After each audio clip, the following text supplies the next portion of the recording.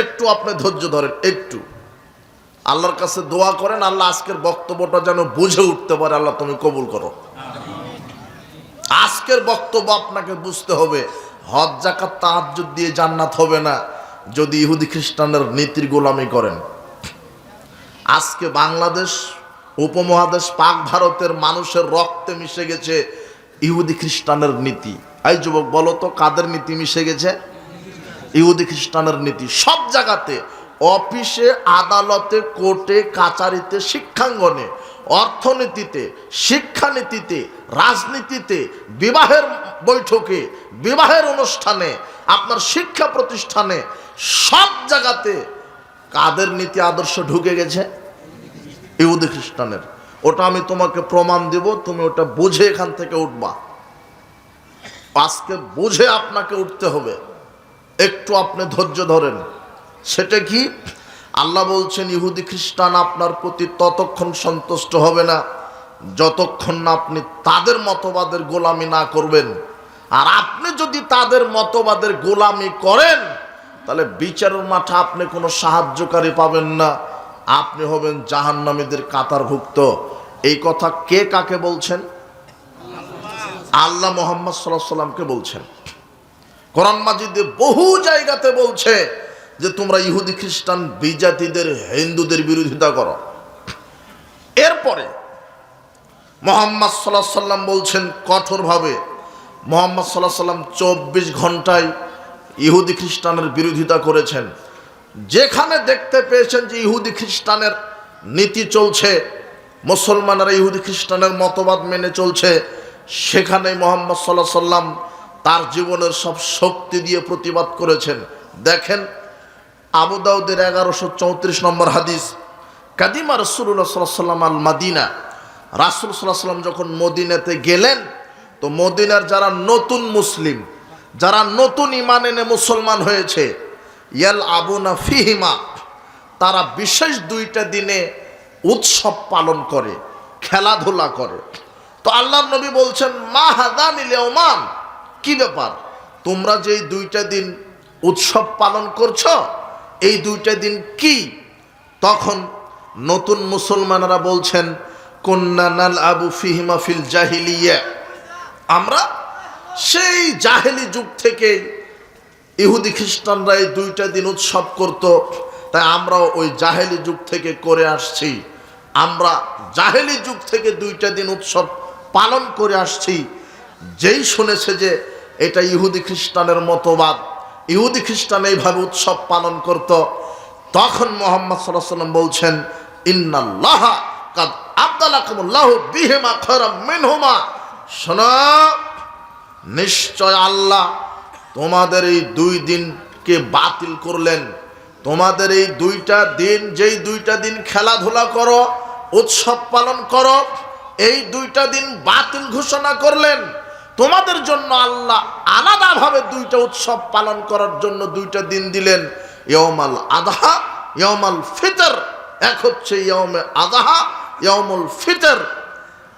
সঙ্গে সঙ্গে মুহাম্মদ সাল্লাল্লাহু আলাইহি ওয়াসাল্লাম 2টা দিনকে বাতিল করে কার পক্ষ থেকে 2টা দিন কায়েম করে দিলেন? আল্লাহর পক্ষ থেকে। সেই দিন যদি মুহাম্মদ সাল্লাল্লাহু আলাইহি ওয়াসাল্লাম বলতো ঠিক আছে যে ওই 2টা দিনও চালাও, আর আল্লাহ যেই 2টা দিন দিল এই 2টা দিনও চালাও, তাহলে আর কোনো দিবস আমরা বলতাম না যে পালন করা শিরক চলবে না। ওই দিনই মুহাম্মদ সাল্লাল্লাহু আলাইহি ওয়াসাল্লাম বলেছেন মানব রচিত যত দিবস আছে সব দিবস বাতিল। তার মানে তোমার 21শে ফেব্রুয়ারি কি বাতিল? কথা বুঝনি তুমি? তুমি 14 ফেব্রুয়ারি পালন করো কেন? কুত্তি দিবস তুমি পালন করবে কেন? তুমি কি ইহুদির বাচ্চা? তুমি কি খ্রিস্টানের বাচ্চা? তুমি কি হিন্দুর বাচ্চা? তুমি পহেলা বৈশাখ পালন করো কেন? তুমি পহেলা বৈশাখ ইলিশ মাছ খাও, পান্তা ভাত খাও, আবার তুমি নাকি দেখি আমি শুনছি তুমি নাকি বিশ্ববিদ্যালয়ে পড়াশোনা করো, তোমার মাস্টার নাকি বিশ্ববিদ্যালয়ের প্রফেসর। তো পহেলা বৈশাখের দিনে তুমি রমনার বটমূলে কুকুরের মুখোশ পড়ো কেন? ভাল্লুকের মুখোশ পড়ো কেন? তুমি গাধার মুখোশ পড়ো কেন? বানরের মুখোশ পড়ো কেন? তার মানে তুমি জাতিকে বোঝাতে চাচ্ছ যে আমি বান্দরের জাত নাকি? তুমি বছরের প্রথম দিনেই তুমি জাতিকে বলছো যে হে জাতি তোমরা দোয়া করো আমরা এই যে ভাল্লুকের মুখোশ পড়েছি, শুয়োরের মুখোশ পড়েছি, আগামী 1 বছর যেন শুয়োর হয়ে বেঁচে থাকতে পারি।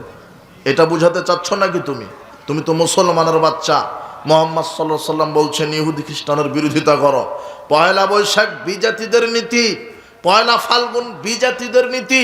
কোন মুসলমানের বাচ্চা পয়লা ফাল্গুন পয়লা বৈশাখ পালন করতে পারে না। আমি মুসলমান, আমার শরীরে মুসলমানের রক্ত, আমার ভিতরে মুহাম্মদ সাল্লাল্লাহু আলাইহি সাল্লামের আদর্শ। তুমি কেন 31st নাইট পালন করলে? এই তো ডিসেম্বরের 31 তারিখ পার হয়ে তোমার রাত 12টার সময় তুমি 31st নাইট পালন করেছো। তুমি মুসলমানের বাচ্চা, তুমি তো মুনাফিক। তুমি ইহুদি খ্রিস্টানের এই তৈরি করা 31st নাইট পালন করলে কেন? মুহাম্মদ সাল্লাল্লাহু আলাইহি সাল্লাম যেখানে মানব রচিত সব দিবসকে বাতিল করলো, বলো তোমার 21শে ফেব্রুয়ারি চলে কিনা, 31st নাইট চলে কিনা? বলো তোমার এই 14 ফেব্রুয়ারি চলে কিনা? বলো তোমার এই 16 ডিসেম্বর চলে কিনা? মুহাম্মদ সাল্লাল্লাহু আলাইহি সাল্লাম সেই দিনই বাতিল করে দিয়েছে। তোমাকে ওই 2টা দিনই পালন করতে হবে যেই 2টা দিন কার পক্ষ থেকে এসেছে। তুমি যদি মুসলমান হও, মুহাম্মদ সাল্লাল্লাহু আলাইহি সাল্লাম সেই দিনই বাতিল করেছে। আজকে সব জায়গাতে উৎসবের নামে সব জায়গাতে মুসলমান ইহুদি খ্রিস্টানের গোলামি করছে। মুহাম্মদ সাল্লাল্লাহু আলাইহি সাল্লাম যেখানে ইহুদি খ্রিস্টানের নীতি দেখতে পেয়েছেন সেখানেই প্রতিবাদ করেছেন। এই যুবক দেখো আরেকটা ঘটনা দেখো। হাইনা সামা রাসূলুল্লাহ সাল্লাল্লাহু আলাইহি ওয়াসাল্লাম ইয়ামা আশুরা। একদা আল্লাহর নবী আশুরার সিয়াম রাখলেন। ওয়া আমারা বিসিয়ামিহি, সাহাবীগণ বলছেন আমাদেরকেও সিয়াম রাখার নির্দেশ দিলেন। তখন সাহাবীগণ বলছে ইয়া রাসূলুল্লাহ ইন্নাহু ইয়াউমুন ইউআযযিমুহুমুল ইয়াহুদ ওয়ান নাসারা। এই দিন তো সেই দিন যেই দিন ইহুদি খ্রিস্টান মূল্যায়ন করে, এটা হলো ইহুদি খ্রিস্টানের বড় দিন। আপনি যে মুহররমের 10 তারিখ সিয়াম রাখছেন, এই দিন তো ইহুদি খ্রিস্টানের বড় দিন। তখন আল্লাহর নবী বলছেন লা ইন বাকিতু আলা কাবিলিন লা সুমান্না তাসিয়া, আমি যদি আগামী বছর বেঁচে থাকি 9 তারিখ আগে, মুহররমের 9 তারিখ আগে সিয়াম রাখবো, এরপরে 10 তারিখ রাখবো। কেন? 10 মুহররম আল্লাহ ফেরাউন এবং তার স্বৈরাচারী অত্যাচারী কওমকে ডুবিয়ে মেরেছে, আর মূসা এবং তার সঙ্গী সাথীকে আল্লাহ মুক্তি দান করেছে। এই শুকরিয়া স্বরূপ মূসা আলাইহিস সালাম সিয়াম রেখেছিল, তাই আমরাও আল্লাহর শুকরিয়া স্বরূপ এই দিন সিয়াম রাখবো। তবে 9 তারিখ আগে রেখে নিব। যুবক বলো তো 9 তারিখ আগে রাখবে কেন? ওটা হলো ইহুদি খ্রিস্টানের বিরোধিতা, প্রতিবাদ। ইহুদি খ্রিস্টান ওই 10 মুহররম সিয়াম রাখে, ওরা মূল্যায়ন করে। তাই মুহাম্মদ সাল্লাল্লাহু আলাইহি সাল্লাম বলছেন যে 9 তারিখ আগে রাখবো, এরপরে 10 তারিখ রাখবো। 9 তারিখ রেখে আমি ইহুদি খ্রিস্টানের বিরোধিতা করলাম, আমরা 2 দিন রাখবো, ওরা 1 দিন রাখে। এই যে দেখো প্রতিবাদ। বলো তো মুহাম্মদ সাল্লাল্লাহু আলাইহি সাল্লাম কাদের প্রতিবাদ করলেন 9 তারিখ দিয়ে? খ্রিস্টানের বিজাতিদের। এরপরে দেখো আরেকটা ঘটনা দেখো। মুহাম্মদ সাল্লাল্লাহু আলাইহি সাল্লাম এক বৈঠকে বক্তব্য দিতে গিয়ে বলছেন, শোনো, ইন্নাল ইয়াহুদা ওয়ান নাসারা লা ইয়াসবুগুন, ইহুদি খ্রিস্টানের মধ্যে যারা দাড়ি রাখে ওদের দাড়িটা পেকে গেলে সাদায় রেখে দেয়, ওরা খেজাব দেয় না। লা ইয়াসবুগুন, ওরা খেজাব দেয় না। ফাখালিফুহুম, তোমরা দাড়িতে খেজাব দিয়ে ইহুদি খ্রিস্টানের বিরোধিতা করো। এটাও মুহাম্মদ সাল্লাল্লাহু আলাইহি সাল্লামের চোখে পড়েছে যে ইহুদিদের কেউ যদি দাড়ি রাখতো তো দাড়ি পেকে সাদা হয়ে গেলেও তারা কি দিত না? কলব, যেটা বুঝেন খেজাব, কলব দিত না। মুহাম্মদ সাল্লাল্লাহু আলাইহি সাল্লাম বলছেন সাদা দাড়িতে তোমরা কলব দাও, খেজাব দাও, দিয়ে কাদের বিরোধিতা করো? ইহুদিদের। মুহাম্মদ সাল্লাল্লাহু আলাইহি সাল্লাম বলছেন কালো খেজাব ব্যতীত যেটা রাগাতে পারেন, মেহেদি দেন, লাল রং ব্যবহার করেন, মেহেদি দেন, এটা সমাজে কায়েম আছে। আপনি কালো রং দিতে পারবেন না। মুহাম্মদ সাল্লাল্লাহু আলাইহি সাল্লাম বলছেন ইয়াকুনু ফি আখিরিজ জামান ইয়াখজুবুনা ফি সাওয়াদি কাহাওয়াসিলিল হামাম, শেষ জামানায় কিছু মানুষ তাদের সাদা দাড়িতে কালো খেজাব দিবে, কবুতরের বুকের যে পাখনা কালো মিশমিশে যে পাখনার মতো এরকম কালো খেজাব দিবে দাড়িতে, লা ইয়ারিহুনা রাইহাতাল জান্নাহ, এরা জান্নাতে তো যাবে না, জান্নাতের সুগন্ধিও পাবে না। যদি কোনো ব্যক্তি সাদা দাড়িতে কালো খেজাব দেয়, এ জান্নাতে যাওয়া বহুদূরের কথা, জান্নাতের কি পাবে না? সুগন্ধি।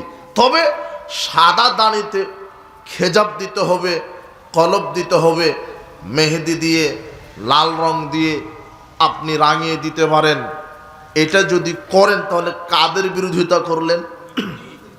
ইহুদিদের। তার মানে মুহাম্মদ সাল্লাল্লাহু আলাইহি ওয়াসাল্লাম যেখানে ইহুদি খ্রিস্টানের মতো কিছু দেখেছে সাদৃশ্যতা, সেখানে মুহাম্মদ সাল্লাল্লাহু আলাইহি ওয়াসাল্লাম বিরোধিতা করছেন। এইবারে খাস করে মুহাম্মদ সাল্লাল্লাহু আলাইহি ওয়াসাল্লাম বলছেন, তিরমিজির 2695 নম্বর হাদিস, লাইসা মিন্না মান তাশাব্বাহা বিকওমিনা, ও আমার উম্মত নয়, ও আমার দলভুক্ত নয়, যে আমার নীতি আমার আদর্শ বাদ দিয়ে অন্য কোনো বিজাতির আদর্শ গ্রহণ করবে। আমি মুহাম্মদ সাল্লাল্লাহু আলাইহি ওয়াসাল্লামের আদর্শ বাদ দিয়ে যদি পৃথিবীর কোনো মানুষ অন্য কোনো মানুষের আদর্শ গ্রহণ করে, সে আমার উম্মত নয়। এরপরে মুহাম্মদ সাল্লাল্লাহু আলাইহি ওয়াসাল্লাম খাস করে তার জাতিকে বলে দিয়েছেন, লা তাশাব্বাহু বিল ইহুদি ওয়া লা বিস নাসারা, হে আমার জাতি, তোমরা ইহুদি খ্রিস্টানের মতবাদের সাদৃশ্যতার গোলামি করো না, তোমরা ইহুদি খ্রিস্টানের মতবাদ মেনে নিও না, ইহুদি খ্রিস্টানের সাদৃশ্যতা অবলম্বন করো না। আল্লাহর নবী এর পরে বলছেন, মান তাশাব্বাহা বিকওমিন ফাহুয়া মিনহুম, কোন মুসলমান যদি অন্য কোন বিজাতির অনুকরণ করে, তাহলে সেই মুসলমান সেই বিজাতিতে রূপান্তরিত হয়ে যাবে। মুহাম্মদ সাল্লাল্লাহু আলাইহি ওয়াসাল্লাম বলছেন, যেই ব্যক্তি আমি মুহাম্মদ সাল্লাল্লাহু আলাইহি ওয়াসাল্লামের আদর্শকে বাদ দিয়ে অন্য কোনো মানুষের আদর্শ মেনে চলবে, সে আমার উম্মত নয়। এই বাক্য বুঝতে পেরেছেন তো? আল্লাহ নবী বলছেন, লাইসা মিন্না, সে আমাদের দলভুক্ত নয়, সে আমার উম্মত নয়। তাশাব্বাহু বিগাইরিনা, যে ব্যক্তি আমার মতবাদ আমার আদর্শকে বাদ দিয়ে অন্য কোনো জাতির, অন্য কোনো বিজাতির, অন্য কোনো নেতার আদর্শ মানে, মুহাম্মদ সাল্লাল্লাহু আলাইহি ওয়াসাল্লামের আদর্শকে বাদ দিয়ে যদি আপনি অন্য কোনো মতবাদ, অন্য কোনো বিজাতির আদর্শ মেনে চলেন, আপনি কার উম্মত হবেন না? মুহাম্মদ সাল্লাল্লাহু আলাইহি ওয়াসাল্লামের। মুহাম্মদ সাল্লাল্লাহু আলাইহি ওয়াসাল্লামের উম্মত যদি আপনি না হন, তাহলে আপনি কবরে টিকতে পারবেন? বিচারের মাঠে টিকতে পারবেন? সিরাত পার হওয়ার সময়তে টিকতে পারবেন? জি না। আবার বাক্যটার প্রতি লক্ষ্য করেন তো, এই বাক্যটার লোড কত বড়। মুহাম্মদ সাল্লাল্লাহু আলাইহি ওয়াসাল্লাম বলছেন, যে কোনো ব্যক্তি যদি আমার আদর্শ বাদ দিয়ে অন্য কোনো বিজাতির আদর্শ মেনে নেয়, সে আমার উম্মত নয়। আল্লাহ সুবহানাহু ওয়া তাআলা বলছেন, লাকাদ কানা লাকুম ফি রাসূলিল্লাহি উসওয়াতুন হাসানা, তোমাদের মধ্যে উত্তম আদর্শ রয়েছে তোমাদের রাসূল মুহাম্মদ সাল্লাল্লাহু আলাইহি সাল্লামের মধ্যে। পৃথিবীতে একজন মানুষের শুধু আদর্শ চলবে, একজন মানুষের নীতি, যার নীতির বাহিরে কোনো মানুষের নীতি চলে না, যার আদর্শের বাহিরে পৃথিবীর কোনো অন্য কোনো মানুষের নেতার, অন্য কোনো বিজাতির আদর্শ চলে না, যার শিষ্টাচারের বদলে অন্য কোনো মানুষের শিষ্টাচার চলে না, যার নীতি আদর্শের বাহিরে অন্য কোনো ব্যক্তি, অন্য কোনো বিজাতির আদর্শ চলে না। এই কথা আল্লাহ বলছেন। সারা পৃথিবীর মানুষের জন্য একজন মানুষকে আদর্শের নমুনা হিসেবে আমি আল্লাহ তৈরি করেছি, যার নাম মুহাম্মদ সাল্লাল্লাহু আলাইহি ওয়াসাল্লাম। হে যুবকেরা, তোমরা বিশ্বাস করো, আকাশের নিচে জমিনের উপরে সবচেয়ে বড় পরহেজগার, সবচেয়ে বড় তাকওয়াশীল, সবচেয়ে বড় রাষ্ট্রবিদ, বিজ্ঞানী, সবচেয়ে বড় রাজনীতিবিদ, সবচেয়ে বড় শিক্ষানবিদ, সবচেয়ে বড় অর্থনীতিবিদ, যার নাম মুহাম্মদ সাল্লাল্লাহু আলাইহি ওয়াসাল্লাম। মুহাম্মদ সাল্লাল্লাহু আলাইহি ওয়াসাল্লামের চাইতে বড় রাজনীতিবিদ পৃথিবীতে নেই।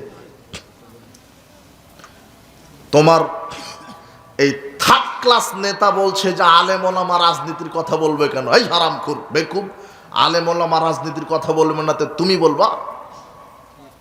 রাজনীতি শিখতে হবে আলেম ওলামার কাছে। রাজনীতিবিদ কাকে বলে বেটা?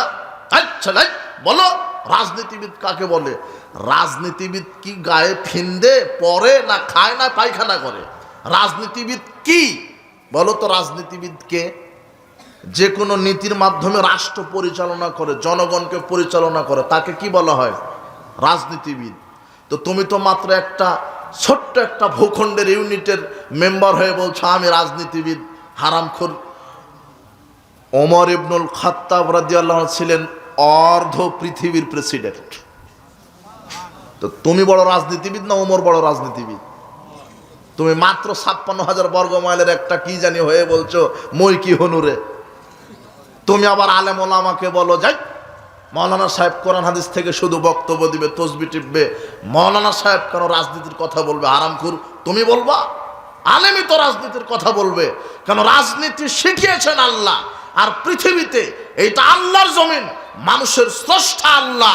কাজেই পৃথিবীতে আইন বিধান চলবে একমাত্র আল্লাহর। কোন ইহুদি খ্রিস্টানের বিধান মুসলমানেরা চালাতে পারে না। তুমি কিভাবে রাজনীতি করো? রাজনীতি করবেই তো এদেশে আলেম ওলামা। তুমি কিভাবে বলতে পারো যে আলেম ওলামা রাজনীতির কথা বলবে না? তুমি বলবা? তুমি সামান্য একটা ছোট্ট একটা ভূখণ্ডের নেতা হয়ে এই কথা বলো কেন? পৃথিবীর ইতিহাসে উত্তম রাজনীতিবিদ, অর্ধ পৃথিবীর প্রেসিডেন্ট ছিলেন ওমর ইবনুল খাত্তাব, যার ভয়ে পৃথিবী কেঁপেছে, যার ভয়ে স্বৈরাচার কেঁপেছে। সর্বশ্রেষ্ঠ রাজনীতিবিদ ছিলেন মুহাম্মদ সাল্লাল্লাহু আলাইহি সাল্লাম। এই দেশেও রাজনীতি করবে আলেম ওলামা। শোনেন, আজকে সমাজের অন্ধ্রে অন্ধ্রে ইহুদি খ্রিস্টানের নীতি ঢুকে গেছে সব জায়গাতে। মুহাম্মদ সাল্লাল্লাহু আলাইহি সাল্লাম বলছেন, আবার ওই ব্যাখ্যে চলে আসি, যেই ব্যক্তি আমি মুহাম্মদ সাল্লাল্লাহু আলাইহি সাল্লামের আদর্শকে বাদ দিয়ে অন্য কোনো বিজাতির আদর্শ মেনে চলবে, সে আমার উম্মত নয়। মুহাম্মদ সাল্লাল্লাহু আলাইহি সাল্লামের আদর্শের নাম হচ্ছে ইসলাম। এই যুবক বলো তো কি? ইসলাম। মুহাম্মদ সাল্লাল্লাহু আলাইহি সাল্লামের আদর্শ হলো ইসলাম। তিনি পৃথিবীতে কোন দিন নিয়ে এসেছেন? কি দিন? মানে বুঝেন, মানে রাতের পরে যেটা আসবে সেটা দিন না। দিন হচ্ছে ইসলাম। আল্লাহ বলছেন ইন্না দীনা ইনদাল্লাহিল ইসলাম। আল্লাহর পক্ষ থেকে মনোনীত দিন কি? ইসলাম। আল্লাহর পক্ষ থেকে মনোনীত দিন কি? ইসলাম। আল্লাহ বলছেন ওয়া ইয়াবতাগি গায়রাল ইসলামি দীনান ফালা ইউকবালা মিনহু ওয়া হুয়া ফিল আখিরাতি মিনাল খাসিরিন। যে ইসলামকে বাদ দিয়ে অন্য কোনো মতবাদ মেনে চলবে, তার নিকট থেকে কিছুই কবুল করা হবে না। সে বিচার মাঠে ক্ষতিগ্রস্তদের অন্তর্ভুক্ত হবে। তার মানে আপনাকে সার্বিক জীবনে কি কার প্রদত্ত দিন মানতে হবে? আল্লাহ প্রদত্ত। সেই দিনের নাম কি? ইসলাম। এখন ইসলাম আপনি কতটুকুন মানবেন? শুধু মসজিদ মাদ্রাসায়, শুধু জালসায়, শুধু হজ মৌসুমে? আল্লাহ বলছেন সূরা বাকারার 208 আয়াতে, ইয়া আইয়ুহাল্লাযীনা আমানু উদখুলু ফিস সিলমি কাফা। তোমরা সার্বিক জীবনে ইসলাম মেনে চলো। কি জীবনে? সার্বিক জীবনে। সার্বিক জীবনে ইসলাম। মানুষ জন্ম থেকে মৃত্যু পর্যন্ত যা কিছু করতে চাচ্ছে সেখানে ইসলাম মানতে হবে, আর সেখানেই বিধান দিয়েছেন আল্লাহ। মানুষের জীবনে এমন একটা বিষয় প্রয়োজন, অথচ আল্লাহ কোরআন হাদিসে দেননি এরকম বিষয় নেই। যা কিছু প্রয়োজন সবকে দিয়েছেন আল্লাহ। সার্বিক জীবনে আল্লাহর বিধান মেনে চলতে হবে। আজকে আপনি দেখেন সার্বিক জীবনে আল্লাহর বিধান নেই, সার্বিক জীবনে মানুষ ইসলামকে মেনে চলে না। সার্বিক জীবনে ইসলামকে মেনে চলে না। সার্বিক জীবন ইসলাম মেনে চলতে হবে। মানুষের জীবনকে ভাগ করা হয়েছে, বলছে বৈষয়িক জীবন, ধর্মীয় জীবন। জি না, মানুষের জীবন দুই ভাগে বিভক্ত নয়। বৈষয়িক জীবনও আল্লাহর বিধানে চালাতে হবে, ধর্মীয় জীবনও কার বিধানে চালাতে হবে? আল্লাহর। কিন্তু আপনার জীবনটাকে ভাগ করে দেওয়া হয়েছে। ইসলাম পরিপূর্ণভাবে মানুষ মানে না। অধিকাংশ মানুষ শুধু ইসলাম মানে মসজিদ মাদ্রাসা আর হজ মৌসুমে হজ করতে গিয়ে ইসলাম মানে, কিন্তু অর্থনীতি, সমাজনীতি, রাজনীতি, শিক্ষানীতিতে ইসলাম নাই। বাংলাদেশে আছে, তাই না? হ্যাঁ, এই যুবক শোনো, তুমি কি করবা জন্ম থেকে মৃত্যু পর্যন্ত, তুমি যা কিছু করবে সেখানে আল্লাহ বিধান দিয়ে দিয়েছেন। পরিবার কিভাবে চালাবে, কার বিধান দেওয়া আছে? রাষ্ট্র কিভাবে চালাবে, কে বিধান দিয়েছেন? আচ্ছা, তোমার স্রষ্টা কে? এই জমিনের স্রষ্টা কে? এই আকাশের স্রষ্টা কে? এই জমিনের স্রষ্টা কে? তোমার এই 3.5 হাত বডির স্রষ্টা কে? তাহলে তুমি পরিচালিত হবে কিভাবে, এই বিধানও দিয়েছেন কে?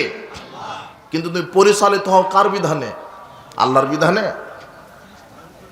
আল্লাহর বিধানে পরিচালিত হও তুমি এই দেশে না। তুমি খাও কার বিধানে? বিসমিল্লাহ বলো, তাই না? আপনি যা কিছু করবেন সেখানে আল্লাহর বিধান আছে। দেখেন, জুতা পায়ে দিবেন, আল্লাহ বলছেন বিসমিল্লাহ বলো, ডান পা আগে দাও। খোলার সময়তে বাম পা আগে খুলো, ডান পা পরে খুলো। জুতা যে পায়ে দিবেন সেখানেও কার বিধান? পোশাক গায়ে দিবেন সেখানে আল্লাহর বিধান আছে। আল্লাহ বলছেন ডান হাতলটা আগে ঢুকে দাও। আর পোশাক গায়ে দেওয়ার সময়তে বলো আলহামদুলিল্লাহিল্লাযী কাসানি হাযা ওয়া রাযাকানি মিন গায়রি হাওলিন মিন্নী ওয়ালা কুওয়া। ভাত খাবে, আল্লাহ বলছেন ডান হাতে খাও, বিসমিল্লাহ বলো। খাওয়া শেষ করবে, আল্লাহ বলছেন আলহামদুলিল্লাহ বলো। বড় একটা দোয়া আছে, আলহামদুলিল্লাহিল্লাযী আমানি হাযা ওয়া রাযাকানি মিন গায়রি হাওলিন মিন্নী ওয়ালা কুওয়া। খেলে কার বিধানে? জুতা পায়ে দিলে কার বিধানে? পোশাক গায়ে দিলে কার বিধানে? ঘুমাতে যাবে, আল্লাহ বলছেন ডান কাতে ঘুমাও, আল্লাহুম্মা বিসমিকা আমুতু আহিয়া বলো, আয়াতুল কুরসি পাঠ করো। ঘুম থেকে উঠবে, ওখানে আল্লাহ বলছেন আলহামদুলিল্লাহিল্লাযী আহিয়ানা বাদা মা আমাতানা ওয়া ইলাইহিন নুশুর, এই দোয়া বলো। ঘুম থেকে উঠে এখন তুমি টয়লেটে ঢুকবে, তখন আল্লাহ বলছেন এই বিসমিল্লাহি আল্লাহুম্মা ইন্নী আউযু বিকা মিনাল খুবসি ওয়াল খাবাইস বলো। টয়লেট শেষ করে বের হবে, আল্লাহ বলছেন বের হওয়ার পরে গুফরানাকা বলো। স্ত্রীর কাছে যাবেন, আল্লাহ বলছেন বিসমিল্লাহি আল্লাহুম্মা জান্নিবনিশ শাইতান ওয়া জান্নিবিশ শাইতানা মা রাযাকতানা বলো। সালাত আদায় করবে, আল্লাহ বলছেন সালাতের পূর্বে ওযু করো, বিসমিল্লাহ বলে ডান হাত ধোও, এরপরে বাম হাত ধোও। এরপরে কি করো? এক অঞ্জলি পানি নিয়ে নাকে মুখে দাও, কুলি করো, মুখমণ্ডল ধৌত করো। এরপরে কি করো? কোনই পর্যন্ত ডান হাত ভালোভাবে ধৌত করো, এরপরে বাম হাতের কোনই পর্যন্ত ধৌত করো। 2 হাত ভিজিয়ে নিয়ে মাথা মাসা করো, সামনে থেকে পিছন, পিছন থেকে সামনে নিয়ে আসো। 2 তর্জনী আঙুল দিয়ে কানের ভিতরের অংশ, 2 বৃদ্ধাঙ্গুল দিয়ে কানের বাহিরের অংশ মাসা করে, এরপরে ডান পা টাকনু পর্যন্ত, বাম পা টাকনু পর্যন্ত এইভাবে ওযু করো। সালাতে দাঁড়াও, তাকবীরে তাহরিমা দাও, এরপরে হাত বুকের উপরে বাঁধো, সানা পাঠ করো, সূরা ফাতিহা পাঠ করো, অন্য একটা সূরা পড়ো। এরপরে রাফাল আইদাইন করে তাকবীর দিয়ে রুকুতে যাও, কমপক্ষে সুবহান রাব্বিয়াল আযীম একবার বলো, এরপরে সামি আল্লাহু লিমান হামিদা বলো, এরপরে রব্বানা ওয়ালাকাল হামদ হামদান কাসীরান তাইয়্যিবান মুবারাকান ফি বলো। এরপরে আবার আল্লাহু আকবার বলে সেজদায় যাও, সেজদায় গিয়ে কমপক্ষে সুবহান রাব্বিয়াল আলা একবার বলো, এরপর আবার আল্লাহু আকবার বলে 2 সেজদার মাঝখানে বলো আল্লাহুম্মা গফিরলি ওয়ারহামনি ওয়াজবুরনি ওয়াহদিনি ওয়াফিনি ওয়ারযুকনি বলো। এরপর আরেকটা সেজদা দাও, আবার সুবহান রাব্বিয়াল আলা বলো। সেজদা থেকে উঠো, প্রথম তাশাহুদে বসো, বৈঠকে বসো, তাশাহুদ পাঠ করো। এরপরে আবার উঠো, আবার 2 রাকাত সালাত আদায় করে শেষ বৈঠকে বসো, বসে তাশাহুদ, দরুদ, মাসুরা এইভাবে এগুলি পড়ার পরে আসসালামু আলাইকুম রহমতুল্লাহ ডান দিকে, আসসালামু আলাইকুম রহমতুল্লাহ বাম দিকে, এইভাবে সালাম ফিরিয়ে সালাত শেষ করো। সালাম ফেরানোর পরে একবার বলো আল্লাহু আকবার, 3 বার বলো আস্তাগফিরুল্লাহ আস্তাগফিরুল্লাহ আস্তাগফিরুল্লাহ। এরপরে বলো আল্লাহুম্মা আনতাস সালাম ওয়া মিনকাস সালাম তাবারাকতা ইয়া জাল জালালি ওয়াল ইকরাম। এরপরে আয়াতুল কুরসি পাঠ করো। আল্লাহর নবী বলছেন ফরজ সালাতের পরে আয়াতুল কুরসি যে ব্যক্তি পাঠ করবে, এই ব্যক্তির যদি এই আমল করা থাকে প্রতিদিন 5 ওয়াক্ত ফরজ সালাতের পরে যে ব্যক্তি আয়াতুল কুরসি পাঠ করবে, আল্লাহর নবী বলছেন এই ব্যক্তিটা মৃত্যুবরণ করার সাথে সাথে ওই ব্যক্তির কবরকে আল্লাহ জান্নাতের টুকরা বানিয়ে দিবেন। আয়াতুল কুরসি পড়ো, আয়াতুল কুরসি পড়েছো, ইখলাস ফালাক নাস প্রত্যেক সালাতের পরে একবার করে পড়ো, কিন্তু মাগরিবের সালাতের পরে 3 বার করে পড়বে, ফজরের সালাতের পরে 3 বার করে পড়বে। তাকফিকা মিন কুল্লি শাই। আল্লাহর নবী বলছেন মাগরিবের পরে যদি কেউ ইখলাস ফালাক নাস 3 বার করে পড়ে, ফজরের সালাতের পর যদি কেউ ইখলাস ফালাক 3 বার করে পড়ে, আল্লাহ তাকে যে কোনো বিপদ থেকে বাঁচিয়ে দিবেন। তাহলে এটা পড়ো, এইভাবে সালাত শেষ করো। ওমরা করতে যাবে, হজ করতে যাবে, হালাল টাকা ইনকাম করো, নিয়ত শুদ্ধ করো, এহরাম বাঁধো, মিকাত যখন যাবে মিকাত থেকে এহরাম বাঁধো, এরপরে মিনায়, এরপরে মক্কাতে যাও। হজ্জে তামাত্তু যদি করে, আগে তুমি ওমরাটা সেরে নাও, 7 তওয়াফ করো, এরপরে মাকামে ইব্রাহিমে 2 রাকাত সালাত আদায় করো, পানি পান করো, এরপরে সাফা মারওয়াত 7টি সাই করো, এরপরে তুমি মুজদালিফায় যাও, এরপর আরাফাতে যাও, আবার মুজদালিফায় আসো, আবার মিনাতে যাও, কুরবানি করো, মাথা মুন্ডন করো, এরপরে শয়তানকে পাথর নিক্ষেপ করো। তার মানে সালাত আদায় করলেন এতক্ষণ কার বিধানে? এই হজ করতে গিয়ে এতগুলি কার্যক্রম করলেন কার বিধানে? রমাদানে সিয়াম রাখবেন, আল্লাহ বলছেন শোভে সাদিকে সাহারি খাও, শোভে সাদিকের পূর্বে সাহারি খাও, সূর্য ডোবার পরে ইফতার করো, ফায়সামূলক কোনো কাজ করো না। সিয়াম রাখলেন কার বিধানে? আল্লাহর বিধানে। জাকাত দাও, যদি জাকাতের নেশাব পরিমাণ সম্পদের মালিক হও তাহলে জাকাত দিতে হবে। নেশাব পরিমাণ মানে 7.5 ভরি স্বর্ণ যদি থাকে তাহলে বাজার মূল্যে জাকাত দিতে হবে। 7.5 ভরি মূল্যের টাকা যদি আপনার কাছে থাকে তাহলে আপনাকে জাকাত দিতে হবে। ওসর দাও, ফসলের ওসর দাও। যদি আকাশের বৃষ্টির পানি দিয়ে নিজের সার সেচ খরচ, নিজের খরচ ছাড়াই যদি ফসল পান তাহলে আপনাকে 10 ভাগের 1 ভাগ দিতে হবে। আর যদি নিজের খরচে আপনি ফসল ফলান তাহলে 20 ভাগের 1 ভাগ দিতে হবে। 18 মণ 30 কেজিতে 20 ভাগের 1 ভাগ, 18 মণ 30 কেজিতে 10 ভাগের 1 ভাগ, এটা হলো ফসলের ওসর। গাভী যদি 30টা থাকে তাহলে 1 বছরের একটি ষাঁড় গাভী জাকাত দিতে হয়। ছাগল যদি 40টা থাকে 1 বছরের একটা ছাগল জাকাত দিতে হয়। ওট যদি 5টা থাকে 1 বছরের একটা ওট জাকাত দিতে হয়। স্বর্ণ যদি 7.5 ভরি থাকে তাহলে স্বর্ণের 7.5 ভরি বাজার দর মূল্য হিসাব করে শতকরা 2.5 টাকা, হাজারে 25 টাকা, লাখে 2.500 টাকা জাকাত দিতে হবে। রৌপ্য যদি 52.5 তোলা থাকে তাহলে জাকাত দিতে হবে। তার মানে আপনি জাকাত বাহির করলেন কার বিধানে? তাহলে আপনি জুতা পায়ে দিলেন কার বিধানে বলেন তো? ঘুমাতে গেছিলেন কার বিধানে? আপনি এই বিধানগুলি জানেন না, সেটা আপনার অজ্ঞতা, কিন্তু আপনি যেটা করতে চাচ্ছেন সেখানে কার বিধান দেওয়া আছে? আল্লাহ। জুতা পায়ে দিলেন কার বিধানে? ঘুমাতে গেলেন কার বিধানে? আপনি খেতেই বসেছিলেন কার বিধানে? খেলেন কার বিধানে? খাওয়া শেষ করলেন কার বিধানে? টয়লেটে প্রবেশ করলেন কার বিধানে? বের হওয়ার পরে গুফরানাকা বললেন কার বিধানে? আপনি পোশাক গায়ে দিলেন কার বিধানে? আপনি সালাত আদায় করলেন তাকবীরে তাহরিমা থেকে সালাম ফেরানো পর্যন্ত কার বিধানে? আপনি হজ করলেন কার বিধানে? আপনি জাকাত দিলেন কার বিধানে? আপনি সব কিছু আল্লাহর বিধানে করছেন। জাকাত দিলেন কার বিধানে? কিন্তু আপনি যে রাজনীতি করছেন এখন কার বিধানে? তুমি যে এখন রাজনীতির মাঠে বক্তব্য দিয়ে গেলে তুমি নেতা, তোমার নেতা রাজনীতি করে, তুমিও রাজনীতি করো। তুমি কার বিধানে রাজনীতি করছো? তোমার স্রষ্টাকে তো ওই স্রষ্টা তোমাকে রাজনীতিও শিখিয়ে দিয়ে গেছেন। আল্লাহ কোরআন মাজিদে বলছেন ওয়ানিহকুম বাইনহুম বিমা আনজালাল্লাহ, আল্লাহ যেই বিধান নাজিল করেছে তার বিধানে রাজনীতি করো। কার বিধানে রাজনীতি করতে হবে? আর আল্লাহর দিন, আল্লাহর বিধান হচ্ছে ইসলাম। তুমি সালাত যার বিধানে আদায় করবে তোমাকে রাজনীতিও করতে হবে কার বিধানে? আল্লাহর বিধানে। তোমার কিসে করলেন কিসে অকরলেন এটা জানবে কে? কিন্তু তুমি সালাত, সিয়াম, হজ, যাকাত, মসজিদ, মাদ্রাসা, তাসবিহ, তাহলিল, কোরআন খতম পর্যন্তই তোমার ইসলাম শেষ। যখন তুমি অর্থনীতি করতে লেগেছ সেখানে আর তোমার ইসলাম নেই। অর্থনীতিতে তুমি টাটকা একটা সুদখোর একটা। তুমি আপনার এই জামালপুর সরিষাবাড়িতে যত ব্যাংক আছে সব জাকাত ভিত্তিক ব্যাংক, তাই না? জাকাত ভিত্তিক না? না সুদ খায় নাকি? সুদি ব্যাংক। ওই ব্যাংকের যে ম্যানেজার ও হিন্দু না মুসলমান?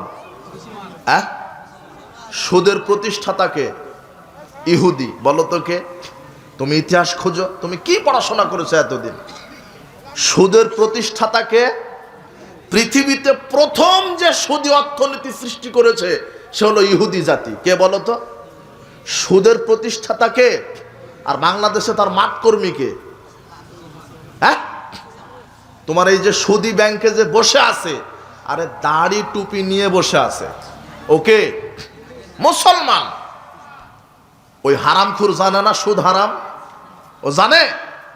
এরপরও সুদী ব্যাংকে চাকরি করে, সুদ সহযোগিতা করে। আল্লাহর নবী বলছেন, আব্দুল্লাহ ইবনে আমর রাদিয়াল্লাহু আনহু বলছেন, রাসূল সাল্লাল্লাহু আলাইহি ওয়াসাল্লাম বলেছেন, লা ইয়াতি আন্নাল উম্মতি মা তালা বানি ইসরাইল। আমার মুসলমানের অবস্থা ইহুদি খ্রিস্টানের মতো হবে। হাজওয়ান নাআল বিন নাআল, যেমন দুই পায়ের জুতা সমান, দুই পায়ের জুতা যেমন সমান, ইহুদি খ্রিস্টান যেমন হবে মুসলমান উম্মত তেমন হবে। হাত্তা ইন কানা মিনহুম মান আতা উম্মাহু আলানিয়া। ইহুদি যদি তার মায়ের সাথে জেনা করার মতো পাপ করে, মুসলমানেরাও মায়ের সাথে জেনা করার মতো পাপ করবে। মুসলমানেরা কি মায়ের সাথে জেনা করে? ও বলছেন না, ওকে আবার ক্লাস 1-এ ভর্তি হতে হবে। মুসলমানরা নাকি মায়ের সাথে জেনা করে না। অবাক। মুহাম্মদ সাল্লাল্লাহু আলাইহি ওয়াসাল্লাম বলছেন, দিরহামু রিবা ইয়াকুলু রাজুলু আলা মাসাদ্দু মিন সিত্তাতি সালাসিনা জিনিয়াতান। কোন মুসলমান পুরুষ যদি 1 টাকা সুদ খায়, সে 36 বারেরও বেশি মায়ের সাথে জেনা করলো। মানে রাতে নিজের স্ত্রীর সাথে যে দৈহিক মিলামেশা করেন, ওটা নিজের মায়ের সাথে 36 বার করলে যা হবে, 1 টাকা সুদ খেলে তার চাইতে বেশি পাপ হবে না। এখনো বুঝেননি মনে হয়। আর এটা মুহাম্মদ সাল্লাল্লাহু আলাইহি ওয়াসাল্লামের ভাষা। আর রিবাউ সাবুনা জুজান, সুদ খেলে 70 রকমের পাপ হয়। 1 টাকা যদি কেউ সুদ খায় তাহলে 70 রকমের পাপ হয়। আইসারুহা আয়ানকাহ রাজুলুম মাহু, সুদের সবচেয়ে ছোট পাপ নিজের মায়ের সাথে জেনা করা। সুদী ব্যাংকে যে চাকরি করে হারাম করে জানা নাই এই হাদিস? কথা বুঝেননি মনে হয়।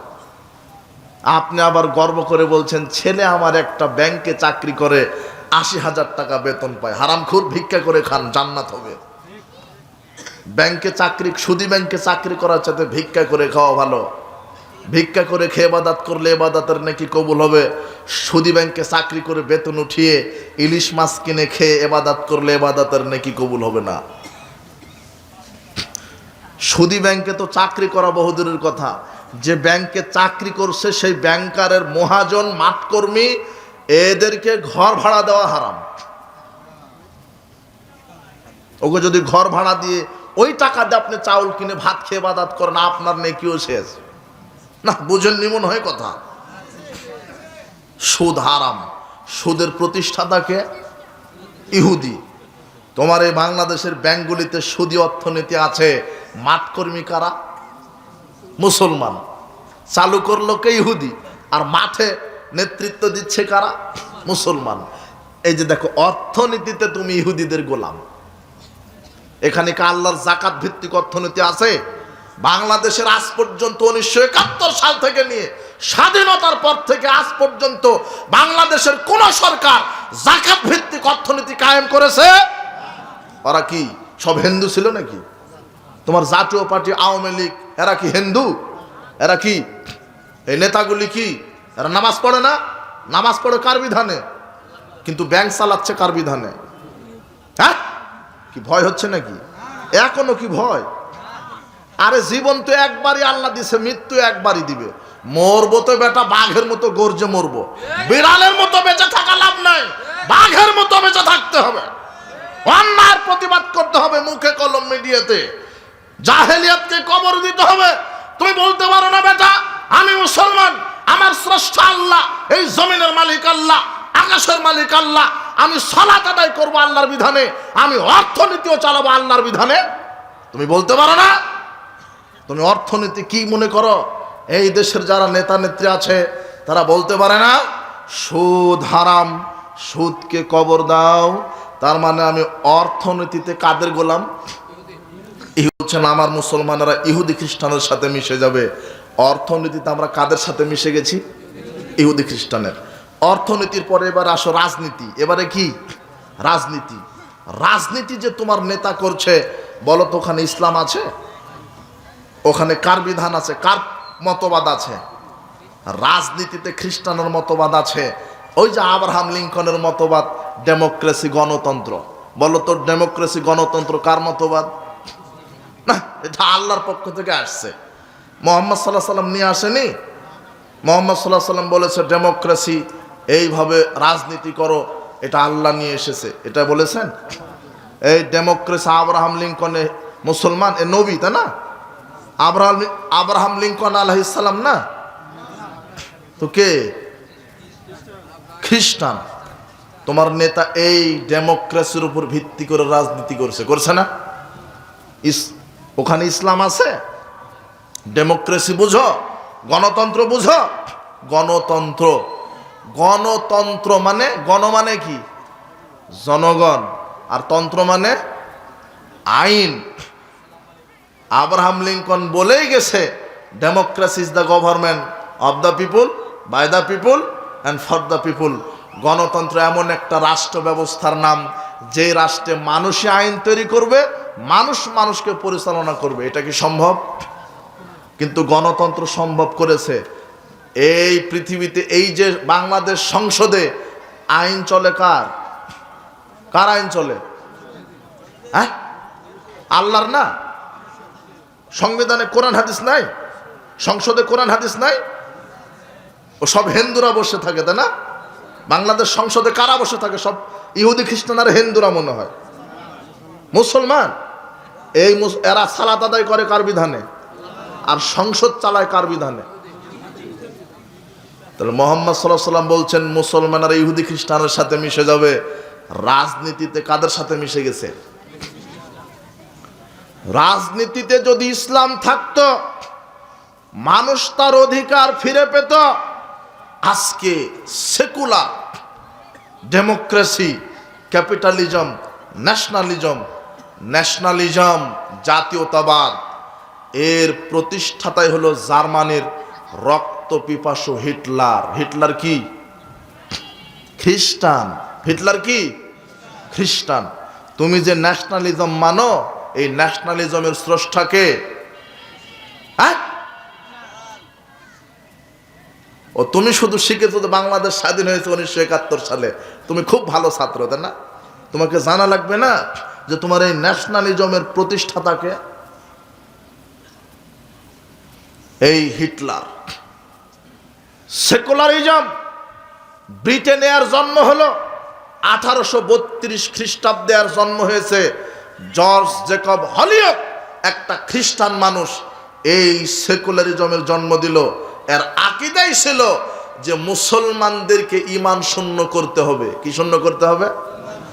আর এর টার্গেট পূর্ণ হয়েছে। আজকে পৃথিবীতে অধিকাংশ নেতা নেত্রী এই সেকুলার মন মাইন্ডের। কি মন মাইন্ডের? সেকুলার। সেকুলার বুঝো? তুমি আজকে অক্সফোর্ড লার্নার ডিকশনারি খুলে দেখো, সেকুলারিজম শব্দটা বাহির করো, ওখানে তারা বলে দিয়েছে secularism is the belief that religion should not be involve in the organization of society education. তোমার এই সেকুলার নেতা নেত্রীর আকীদা যে আমরা সমাজে ধর্ম ঢুকাতে দিব না, ইসলাম ঢুকাতে দিব না, সংগঠনে ইসলাম ঢুকাতে দিব না, শিক্ষা ব্যবস্থায় ইসলাম ঢুকাতে দিব না। বলো তো আজকে তোমার শিক্ষা ব্যবস্থায় ইসলাম আছে কিনা? তাই ছেলে, তোমার ছেলেটা 5 বছর বয়স, তুমি বলছো যে আমার ছেলেটা কিন্ডার গার্ডেনে পড়ে, প্লে গ্রুপে পড়ে, নার্সারিতে পড়ে। তুমি কি জানো যে প্রচলিত যে কিন্ডার গার্ডেন, প্লে, নার্সারি, এগুলি এক একটা নাস্তিক তৈরির কারখানা, এক একটা ফ্যাক্টরি, এক একটা। ওখানে 1-2 শেখানো হয়, ABCD শেখানো হয়, ইংরেজিতে কথা বলা শেখানো হয়, কম্পিউটার শেখানো হয়, মাগার আলিফ বাতা শেখানো হয় না। না বোঝনি মনে হয় তুমি কথা। ওখানে গান শেখাচ্ছে। কিন্ডার গার্ডেনের একটা 5 বছরের মেয়েকে নাচ গান শেখানোর জন্য একটা শিক্ষক নিয়োগ দেওয়া আছে যে শুধু বেশ্যাগিরি শিখাবে। তোমার প্রাইমারিতে গান বাজে, হাই স্কুলে গান বাজে, বিশ্ববিদ্যালয়ে গান বাজে, যেটা যত বড় শিক্ষা প্রতিষ্ঠান সেখানে তত বড় লুচ্চামি কায়েম আছে বাংলাদেশে। ইন্টারমিডিয়েটের একটা মেয়ে দানা কাটা পরি সেজেছে, নেতা নেত্রী আসবে, সাংস্কৃতিক অনুষ্ঠান। ইন্টারমিডিয়েটে পড়ে আপনার মেয়েটা, কলেজে সাংস্কৃতিক অনুষ্ঠান শুরু হয়েছে, কলেজের প্রিন্সিপাল বলেছে, এই হারামখুর এই প্রিন্সিপাল বলছে কি যে সাংস্কৃতিক অনুষ্ঠান হবে, মেয়েরা নাচ গান করবে, অমুক নেতা আসবে, তাকে আপ্যায়ন করতে হবে। বিশাল মঞ্চ তৈরি করা হলো, নাচ গানের ব্যবস্থা করা হলো।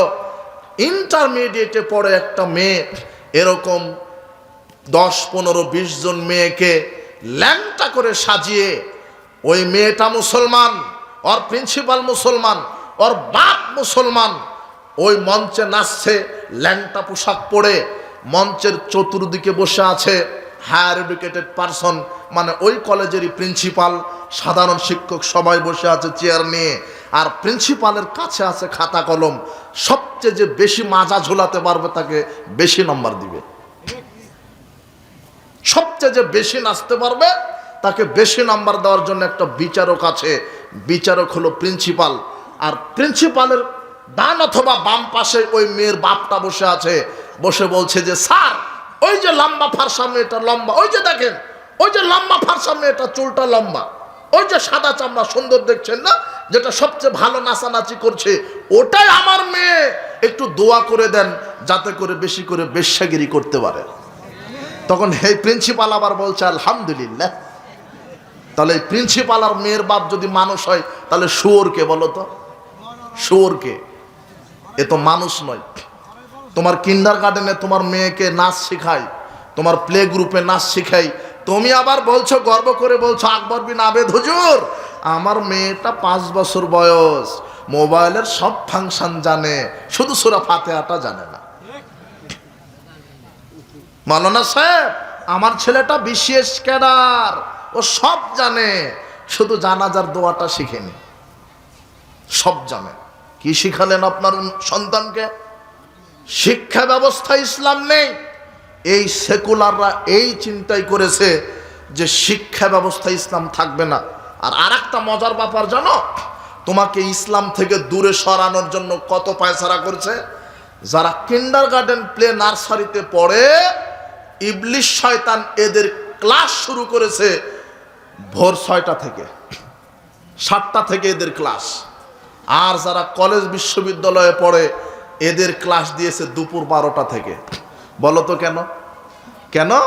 এই যে তোমার এই দুধের বাচ্চাটা সকাল সকালে ক্লাস দিয়েছে, ABCD শিখবে, 1 2 3 শিখবে, কম্পিউটার শিখবে, এ যেন মক্তবে গিয়ে কোরআন শিখতে না পারে।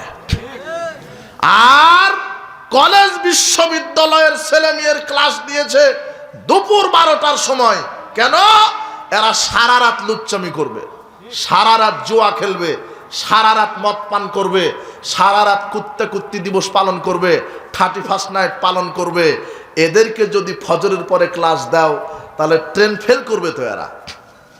তাই শয়তান চিন্তা করলো এদের ক্লাস দুপুর 12টায় আর দুধের বাচ্চার ক্লাস ফজরের পরেই, যাতে এরা মক্তবে গিয়ে কোরআন শিখতে না পারে।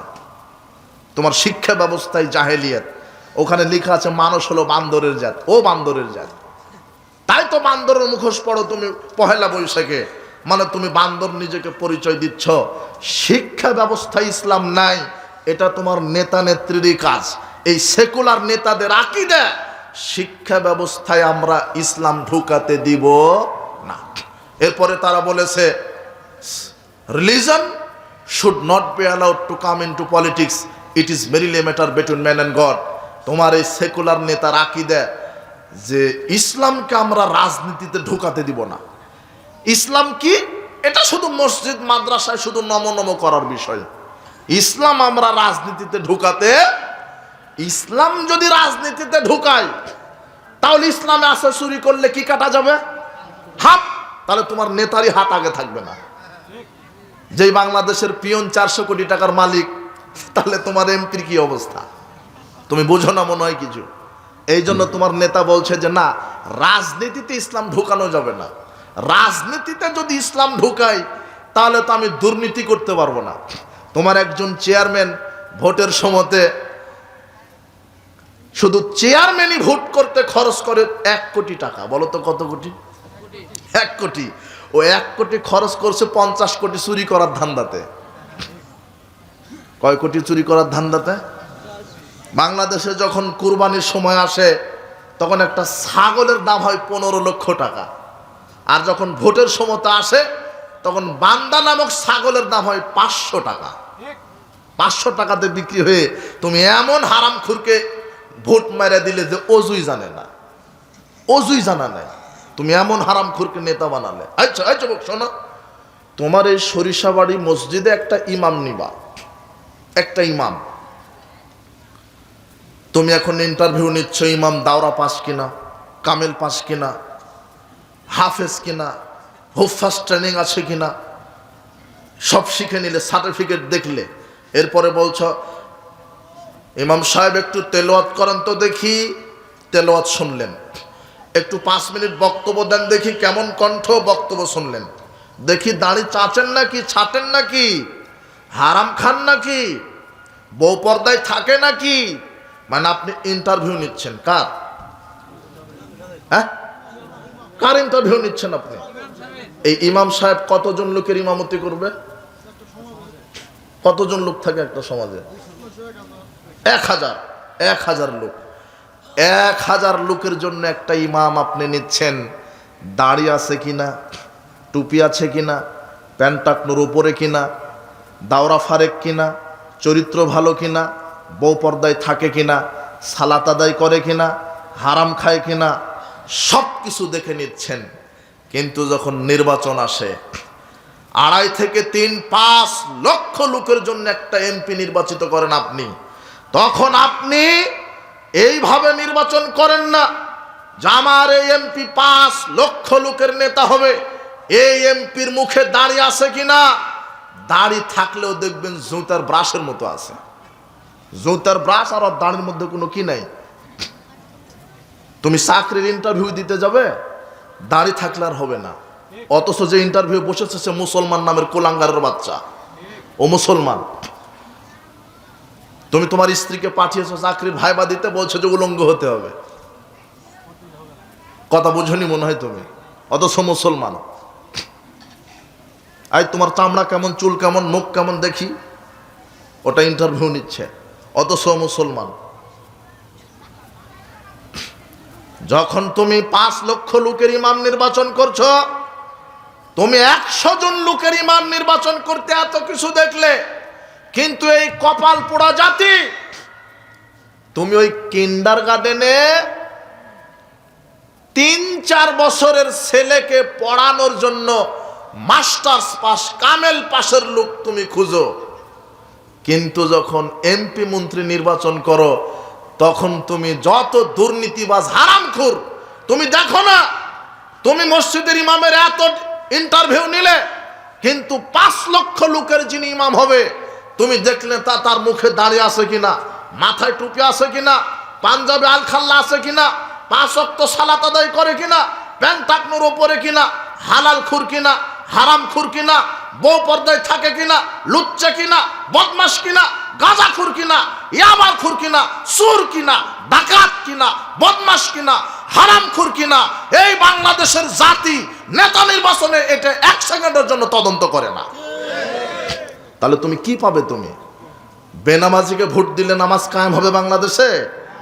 তুমি তো বেনামাজিকে ভোট মেরে দাও। আবার ওই বেনামাজি তোমাকে কি দিয়ে লজ্জা দিব, শরম দিব?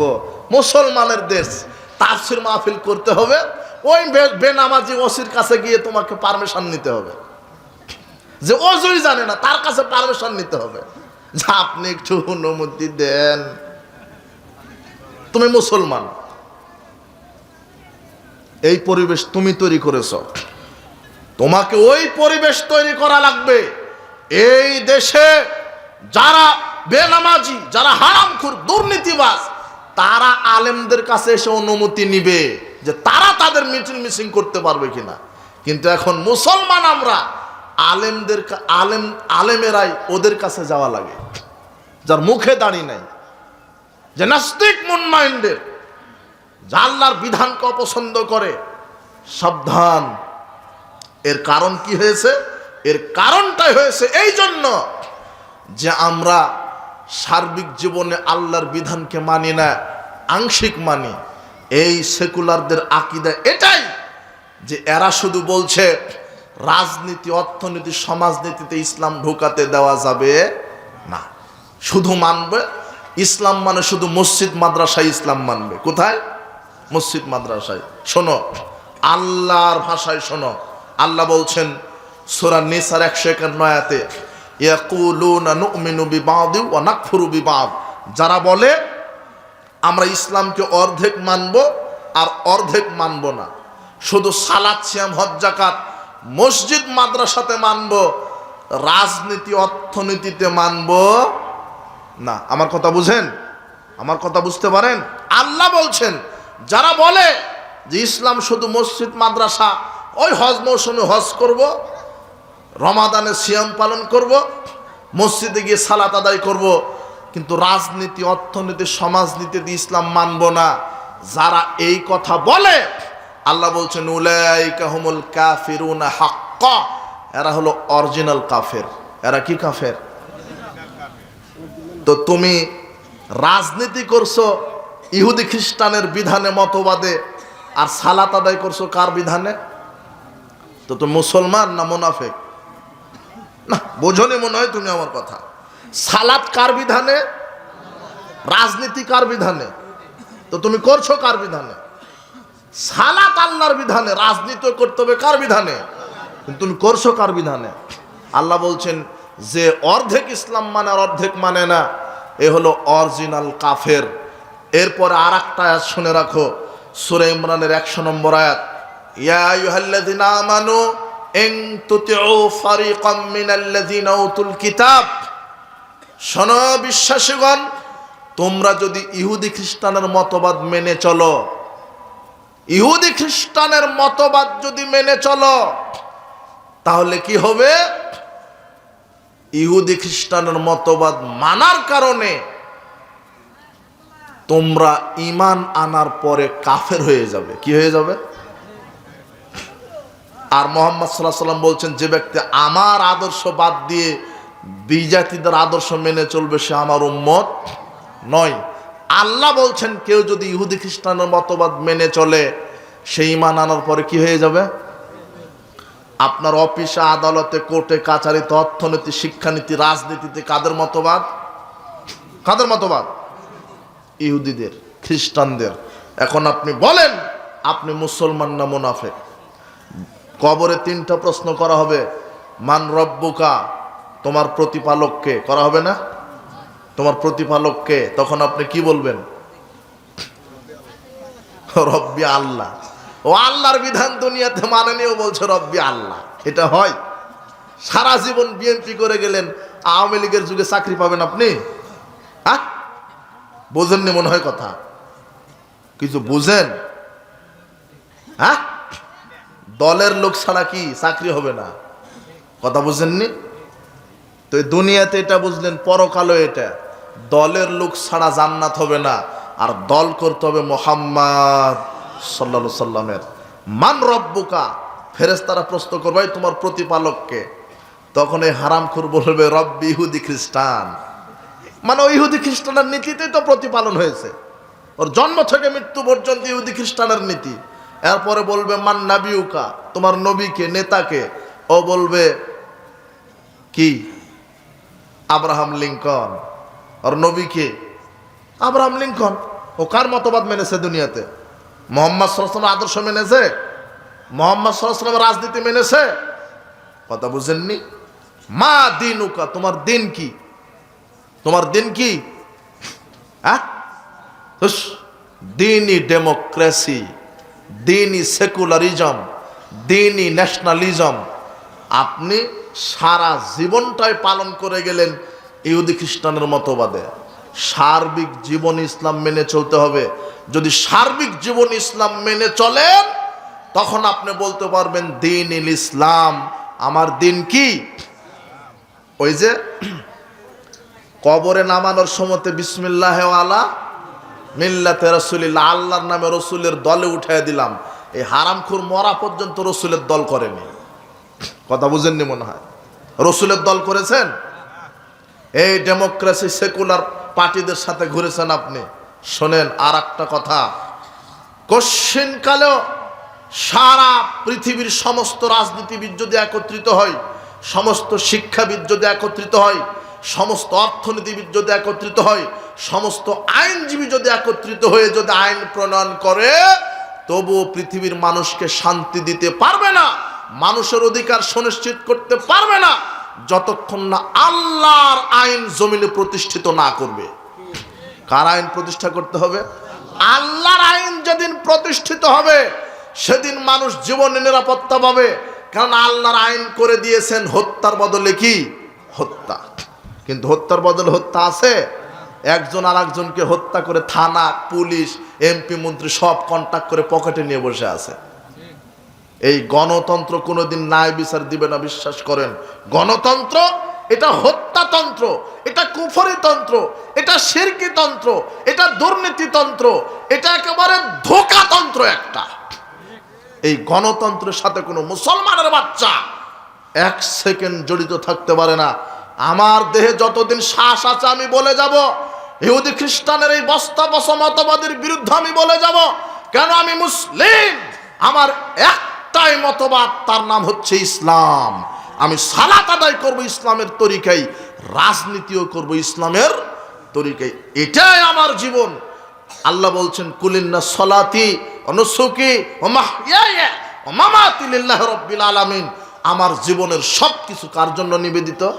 আল্লাহর জন্য।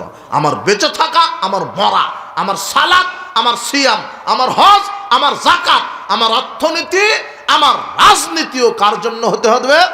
আল্লাহর জন্য। সাবধান, আল্লাহর আইন যেদিন বাংলাদেশ সংসদে কায়েম হবে সেদিন মানুষ জীবন নিরাপত্তা পাবে। সংসদ থেকে বলে দিবে কেউ কাউকে হত্যা করলে তাকেও হত্যা করা হবে। সংসদ থেকে বলে দেওয়া হবে আজ থেকে সুদি অর্থনীতি হারাম, 24 ঘন্টার মধ্যে সুদ বন্ধ হয়ে যাবে। হবে না? সংসদে পাশ হবে। যেদিন কোরআন হাদিস কায়েম হবে, আল্লাহর আইন যেদিন সংসদে কায়েম হবে, সেদিন সংসদ থেকে বলে দেওয়া হবে আজ থেকে সুদ হারাম। কেউ যদি কাউকে অন্যায়ভাবে হত্যা করে তাকেও হত্যা করা হবে। কেউ যদি বিবাহের পরে জেনায় লিপ্ত হয় তাকে হাজারো লক্ষ কোটি মানুষের সামনে বুক পর্যন্ত মাটিতে পুঁতে দিয়ে পাথর মেরে মেরে দিতে হবে। এই আইন যদি বাংলার জমিনে কায়েম হয়, জেনা করলে তাকে বুক পর্যন্ত মাটিতে পুঁতে তাকে মেরে ফেলে দাও, এই আইন যদি কায়েম হয়, বাংলাদেশ থেকে রাতারাতি লুচ্চামি বন্ধ হয়ে যাবে। হবে না? কিন্তু এই মানুষের তৈরি করা আইন দিয়ে লুচ্চামি বন্ধ, লুচ্চামি আরো বাড়বে। তোমার নেতারই 1400 নারীর সাথে জেনার সম্পর্ক আছে। যদি বাংলাদেশ সংসদে আইন প্রণয়ন করা হয়, আল্লাহর আইন যদি বাস্তবায়ন করা হয়, চুরি বন্ধ হয়ে যাবে। কারণ আল্লাহ বলছেন চুরি করলে কি কেটে দাও? কথা বুঝেননি? চোর আর থাকবে? ডাকাতি বন্ধ হবে।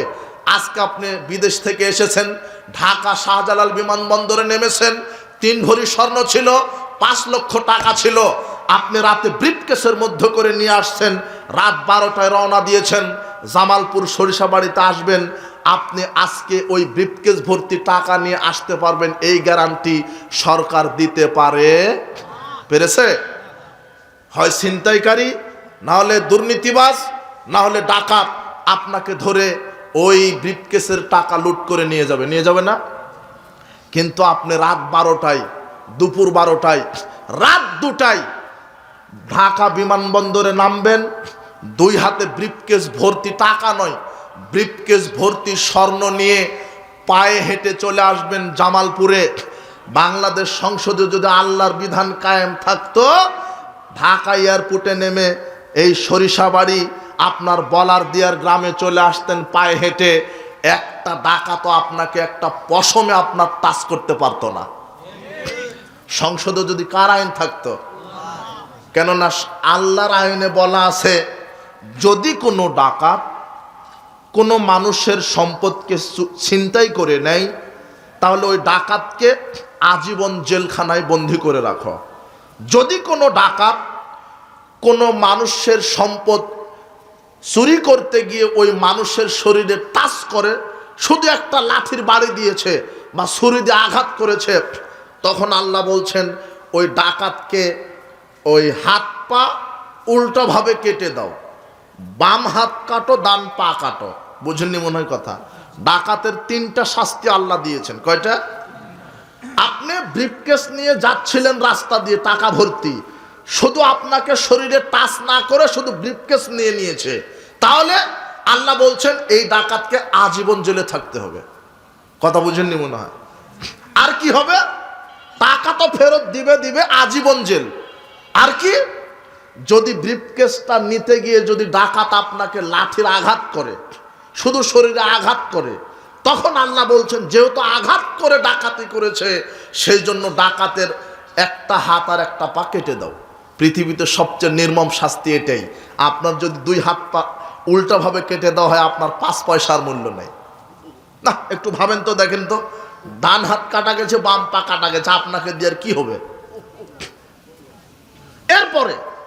এরপরে আল্লাহ বলছেন যদি ডাকাত সম্পদের মালিককে হত্যা করে সম্পদ ছিনিয়ে নেয়, তাহলে ডাকাতকে ব্রাশ ফায়ার করে মেরে দাও। এই বিধান যদি বাংলাদেশ সংসদে আল্লাহর আইন পাস থাকে, এই ছিনতাইকারী চাঁদাবাজি আর ঘুরবে না। কথা বুঝেননি মনে হয়?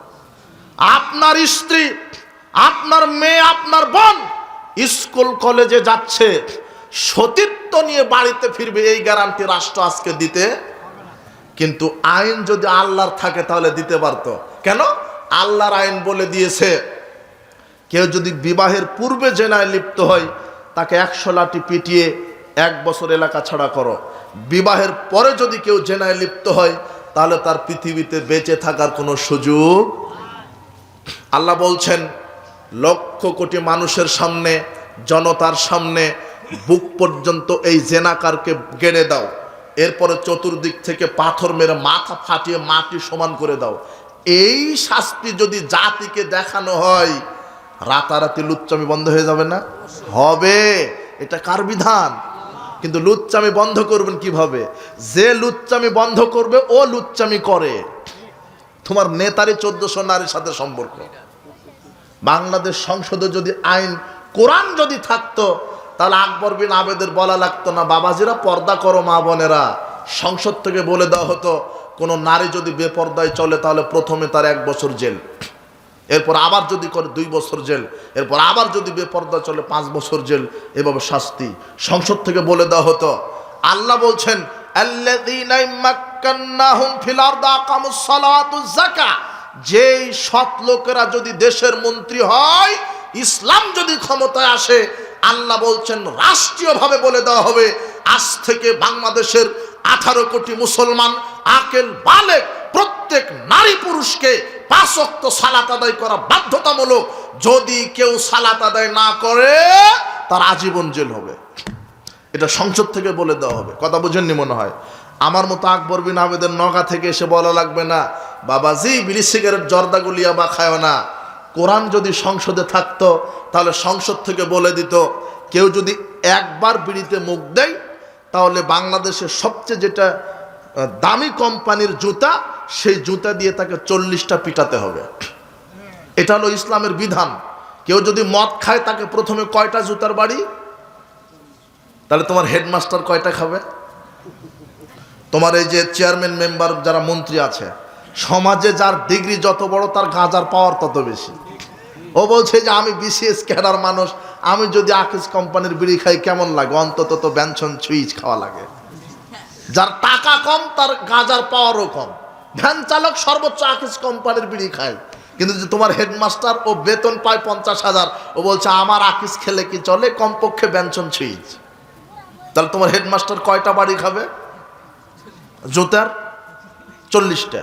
কেউ যদি সিগারেট একবার মুখে দেয় 40টা বাড়ি, আবার যদি মুখে দেয় 80টা বাড়ি, আবার যদি মুখে দেয় 1 বছর জেল, আবার যদি মুখে দেয় 5 লক্ষ টাকা জরিমানা। কথা বুঝেননি মনে হয়? তুমি খাও, তোমার বাপ খায়, তোমার হেডমাস্টার খায়, এই যুবক তুমি খাও সিগারেট, তোমার হেডমাস্টার খায় সিগারেট, তোমার বাপ খায় সিগারেট, তোমার মসজিদের হুজুরও নাকি জর্দা খায় আর বলে মাকরু। তাহলে তুমি, তোমার বাপ, তোমার চারজনে সকালে কুকুরের সামনে দেখা করবে। কুকুর সিগারেট আর জর্দা কুকুরের মুখে দিবে, দেখবে যে কুকুর পেশাব করে দিতে রাজি আছে, তবু মুখে দিতে রাজি নয়। যেটা কুকুর সিগালে খায় না, এই হারামখোর, তুমি খাও, তোমার বাপ খায়, তোমার হেডমাস্টার খায়। গ্রামের টয়লেটের একটা দুর্গন্ধ আছে, কিন্তু তোমার মুখের দুর্গন্ধ তার চেয়ে খারাপ। তুমি দোকানে গেছো, এক প্যাকেট ল্যাকটোজেন কিনবে, ল্যাকটোজেনের গায়ে লেখা আছে দুধ পান 20 পান, বিশ্বাস করো তুমি কিনবে না। সবচেয়ে গাধা হলেও তুমি কিনবে না। কেন? 20 পান, দুধ পান 20 পান। আর তোমার হেডমাস্টার বলছে এক প্যাকেট সিগারেট দাও, সিগারেটের গায়ে লেখা আছে ধূমপান 20 পান, এই বলো তাও খায়। ওর মুখের দুর্গন্ধে টিকা যায় না। হারামখুর, এত হারামখুর। তাহলে সংসদ থেকে বলে দেওয়া হতো আজ থেকে মাদক হারাম, তাহলে আর ওয়াজ হতো সংসদে। কথা বুঝেননি মনে হয়? ওয়াজ কোথায় হতো? সংসদে। আর ন্যায় বিচার তখনই হবে। শোনেন, ইসলাম নেতার পরিবর্তন চায় না, ইসলাম নীতির পরিবর্তন চায়। কথা বুঝেছেন? ওই এখন ডক্টর ইউনুস আছে, ইউনুসই থাক। ও দাড়ি ছেড়ে দেবে ডক্টর ইউনুস, টুপি পড়বে, কোরআন পড়া ভালোভাবে শিখবে, বড় মাওলানা হয়ে যাবে। আর ওই বাংলাদেশ সংসদে কয়টা সিট আছে? 300টা। 300টা সিটে বাংলাদেশের হকপন্থী আলেম ওলামাকে এমপি মন্ত্রীর দায়িত্ব দিবে, আর বাংলাদেশের সংবিধান করবে কোরআন আর হাদিস। বাস, যথেষ্ট হয়ে যাবে। বলেন আলহামদুলিল্লাহ। আর কিছু চান আপনি? চান? আমার যাওয়া লাগবে, আমি খাবো। সব খারাপ ধান্দাতে নেমেছে। এত দল কেন রাজনীতি করতে? এত দল কেন? বাংলাদেশ স্বাধীন হওয়ার পর থেকে আজ থেকে দলীয় সরকার পেয়েছে। বিশ্বাস করেন, আজ পর্যন্ত এদেশের মানুষ জনগণের সরকার এখনো পায়নি। আওয়ামী লীগ ক্ষমতায় গেলে আওয়ামী লীগের সরকার, বিএনপি ক্ষমতায় গেলে বিএনপির সরকার, কিন্তু জনগণের সরকার আমরা পেলাম না। কথা বুঝেননি মনে হয়? এখন আওয়ামী লীগের দাদা বাবুরা কোথায় আছে? দেশেই নাই। ওরা বলছিল খেলা হবে, খেলা শুরু হয়েছে, ওরা মাঠেই নেই। তুমি আবার ঠিক বলছো কেন? এই যুবক, তুমিও তো হারামখোর। শোনো, তুমি বলছো যে ওরা 17 বছর খেয়েছে, আমরা খাবো না। তোমরা ক্ষমতায় যাওয়ার আগেই তো চাঁদাবাজি শুরু করে দিয়েছ। বাপ বেটা ওই সরিষাবাড়ি বাজারে গিয়ে ভাঙ্গা থাল নিয়ে ভিক্ষা করে খাও, তবু চাঁদাবাজি করো না। তোমার লজ্জা শরম থাকা উচিত। তুমি ছুরি দেখিয়ে, পাথর দেখিয়ে, লাঠি দেখিয়ে চাঁদাবাজি শুরু করেছ। চাঁদাবাজ, দুর্নীতিবাজ, স্বেচ্ছাচার, স্বৈরাচার। তোমার শরম থাকা উচিত, তোমার হায়া থাকা উচিত। তুমি কোন লজ্জাতে বলছো ওরা খেয়েছে আমরা খাবো না? তোমার ভিক্ষা করে খাওয়া উচিত। তুমি চাঁদাবাজি শুরু করেছে কেন? আল্লাহ বলছেন আল্লাতী লাম ইউখলাক মিসলুহা ফিল বিলাদ। ফেরাউনের মতো শক্তিশালী প্রধানমন্ত্রী আমি কিয়ামত পর্যন্ত তৈরি করব না। বলো তো কার মতো? ফেরাউন। ফেরাউনের মতো শক্তিশালী নেতাকে আমি কিয়ামত পর্যন্ত তৈরি করব না। তার মানে ফেরাউন কত শক্তিশালী ছিল?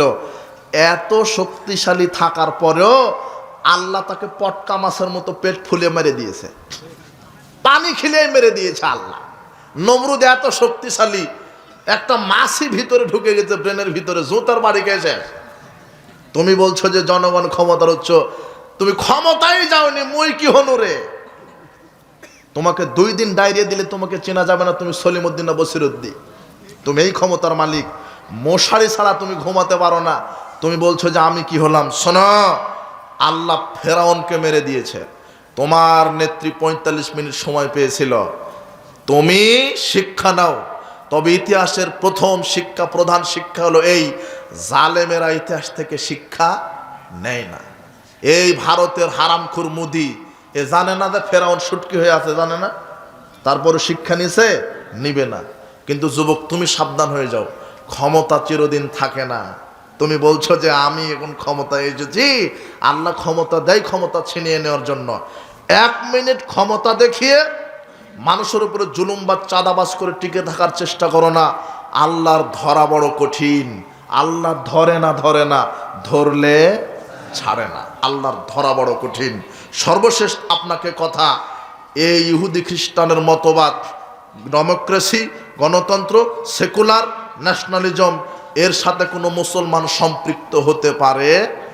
আল্লাহর কাছে দোয়া করি তোমার নেতাই নেতা থাক, কিন্তু তাকে ইসলামের আদর্শে রাজনীতি করার আল্লাহ তৌফিক দান করুন।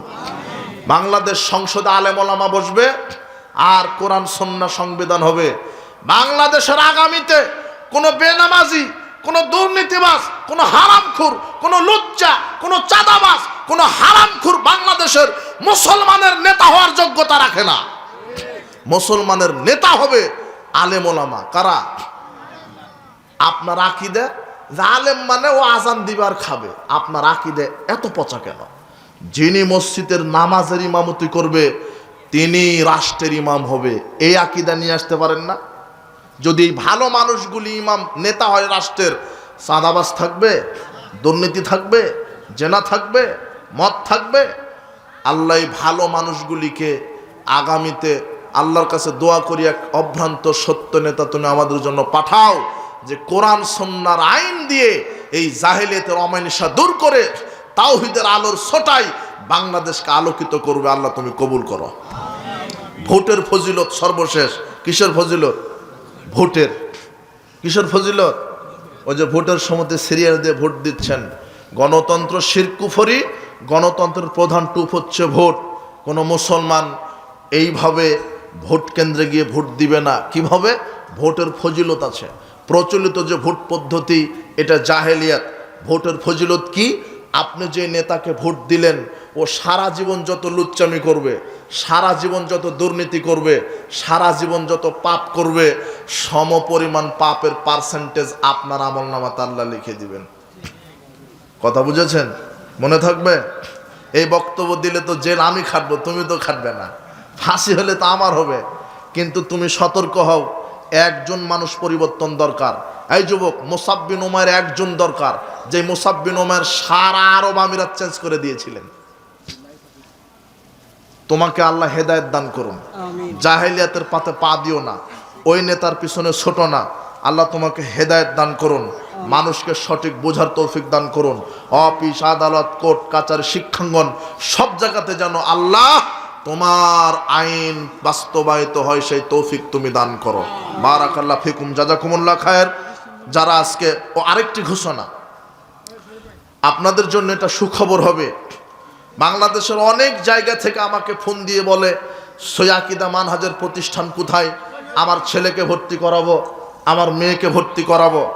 আপনাদের জন্য সুখবর হবে এই যে আমারই নিজস্ব প্রতিষ্ঠিত প্রতিষ্ঠান আছে আপনার এই টাঙ্গাইল পাশে ভোয়াপুর উপজেলা। আপনারা চিনেন কি? ভোয়াপুর একেবারে থানার পাশাতেই লাগানো আমার প্রতিষ্ঠান দারুল হাদিস আর সালাফি ইসলামী কমপ্লেক্স। খুব কষ্ট করে একেবারে বেদাতি এলাকায় জমি জায়গা ক্রয় করে অন্ধকারে আলো জ্বালাতে হয়। বলো তো কোথায় আলো জ্বালাতে হয়? অন্ধকারে। প্রায় 35-36 শতক জমির উপরে এখন প্রতিষ্ঠান আছে, যেখানে হেফস, নুরানি, নাজেরা, প্লে থেকে নাহমির ক্লাস 6ষ্ঠ শ্রেণী পর্যন্ত, কিতাব বিভাগ পর্যন্ত দক্ষ শিক্ষক দ্বারা পরিচালিত হচ্ছে। এখন শিক্ষক আছে প্রায় 9-10 জন, ছাত্র সংখ্যা প্রায় 100 জনের মতো এখন। তো আপনি আপনার সন্তানকে সুনাগরিক হিসেবে প্রতিষ্ঠিত করার জন্য আমাদের প্রতিষ্ঠান অনেক দিনই ভাই যোগাযোগ করে। তো আপনার কাছে আমার দরখাস্ত, আপনি আমার এই প্রতিষ্ঠানের জন্য একটু দোয়া করবেন, আল্লাহ যেন কবুল করে। প্রতিষ্ঠান দেখতে যাবেন পাশেই, এখান থেকে মনে হয় 30 কিলোমিটার হবে না, 30-35 কিলো সর্বোচ্চ হতে পারে ভোয়াপুর। ওটা আপনার সন্তানের জন্য প্রতিষ্ঠান, আপনি একটু দোয়া করেন। ভর্তি ডিসেম্বরের 1 থেকে জানুয়ারির 15 তারিখ ভর্তি ফর্ম শুরু হয়েছে, ভর্তি হচ্ছে আলহামদুলিল্লাহ। যেখানে হেফস আছে, নুরানি, নাজেরা আছে, 1 থেকে 6 পর্যন্ত, আবাসিক অনাবাসিক। আল্লাহ, আপনি আল্লাহর কাছে বলেন আল্লাহ যেন আমার প্রতিষ্ঠানটি কবুল করে, শারীরিকভাবে সহযোগিতা করবেন। জুয়া খেলে, জুয়া খেলা তো হারাম। যেটা মোবাইলে গেমস খেলো তোমরা, এটা হারাম। এই যে ফ্রি ফায়ার, পাবজি না আরো কত কি, আমি তো ওগুলো জানি না, 2টা শিখেছি, ফ্রি ফায়ার আর পাবজি। না আরো খেলে, ক্যারাম, ছক্কা, লুডুও খেলা হয় মোবাইলে। এগুলি হারাম, কাবিরা গুনাহ, পরিণাম জাহান্নাম হবে।